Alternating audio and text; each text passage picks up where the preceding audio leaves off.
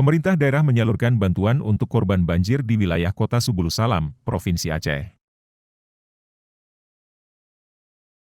Bantuan diserahkan untuk masyarakat korban banjir yang terdampak langsung di Kecamatan Sultan Daulat dan Kecamatan Rundeng.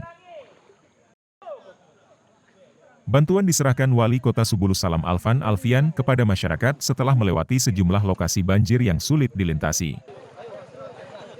Alhamdulillah kami tadi bersama Forkopimda langsung meninjau ke lokasi dampak banjir. Dan sekaligus hari ini kami mengantar bantuan untuk masa panik, untuk posko-posko nanti setiap desa yang dampak banjir. Alhamdulillah tadi kami sama-sama sudah menyerahkan ke camat dan kepala desa terkait.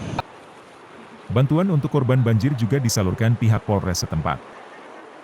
Kapolres Subulu Salam AKBP Muhammad Yanis turun langsung menyambangi rumah warga dari pintu ke pintu untuk menyerahkan bantuan masa panik.